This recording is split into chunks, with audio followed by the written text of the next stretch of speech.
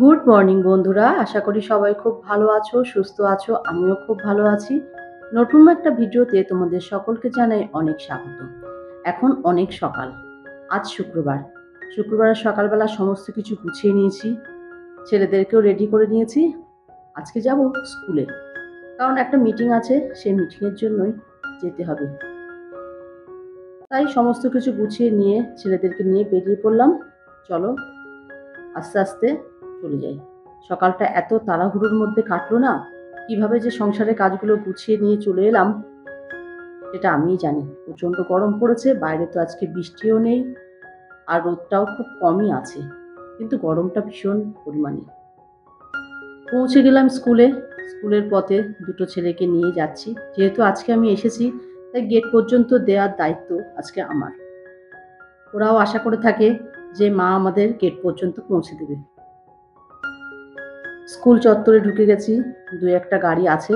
রিজু এই গেট দিয়ে ঢুকে পড়লো, আর রায়ানকে দেবো সামনের গেট দিয়ে। চলো ওদেরকে স্কুলে দিয়ে দিই। যেহেতু আজকে মিটিং আছে, তাই বিশেষ কিছু ভিডিও স্কুলে তোমাদেরকে করে দেখাতে পারবো না।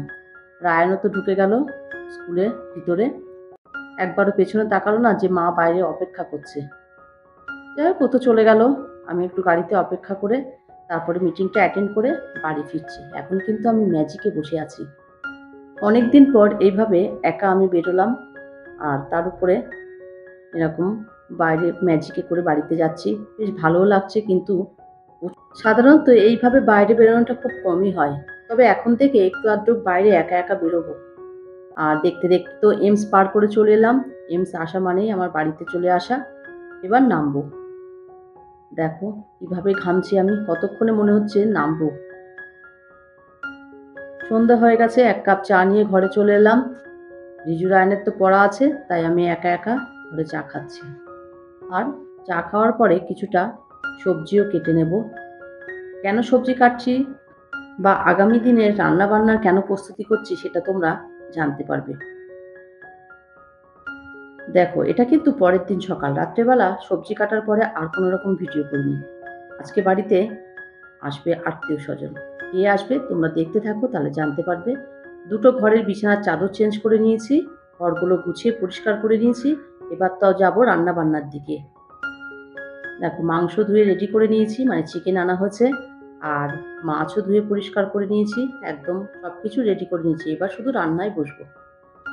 ভাতের চালও নিয়ে নিয়েছি, রান্না শুরু করে দিয়েছি। আলু ভাজা হচ্ছে, কিছুটা আলু ভাজতে দিয়েছি, আর কিছুটা পরে ভাজবো। মানে এই আলুটা ভাজা হয়ে গেলে ভাজবো।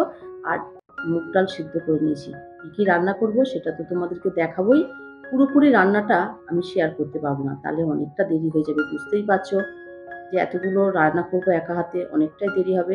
তাই যতটুকু সম্ভব অল্প অল্প তোমাদেরকে দেখিয়ে দিলাম। এদিকে তো মাছগুলো ভাজাও হয়ে গেছে, কিছুটা মাছ ভাজতে বাকি আছে। চলো এবার কী কী রান্না করলাম সেটাই দেখাই। আলু ভাজা করেছি, আর মাছের ঝোল আছে, তার সঙ্গে কিছুটা বেগুনি করেছি, আর আছে কিছুটা মাছ ভাজাও রেখে দিয়েছি, চিকেন রান্না করেছি, আর তার সঙ্গে আছে মুগ ডাল মাছের মাথা। এই হচ্ছে আজকের রান্না বান্না।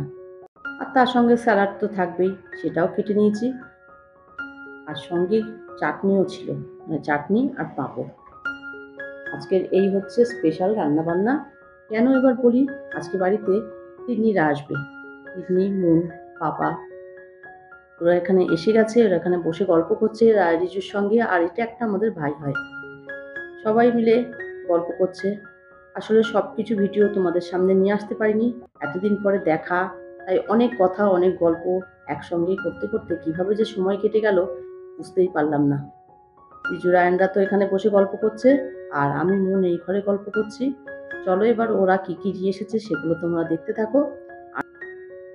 আর এবার বলি, আমার নতুন পুরনো সকল বন্ধুদেরকে জানাই অনেক অনেক শুভেচ্ছা, ভালোবাসা। তোমরা এইভাবে আমার পাশে থাকো, আমার সঙ্গে থাকো। আর যারা নতুন বন্ধু, তারা প্লিজ আমার ভিডিওতে এসে একটা করে কমেন্ট করে যাও। তোমাদের নামগুলো আমি আমার ভিডিওতে অবশ্যই উল্লেখ করব। 2 দিনের ভিডিও একদিনেই তোমাদের সামনে তুলে ধরলাম। কেমন লাগলো আমার ভিডিওটা অবশ্যই কমেন্ট করে জানিও। আজ তাহলে এই পর্যন্ত। আমার ভিডিওটা যদি তোমাদের ভালো লেগে থাকে, please like, comment, share and subscribe করো। সবাই খুব ভালো থেকো, সুস্থ থেকো। দেখা হবে অন্য কোনো নতুন ভিডিও নিয়ে। টাটা।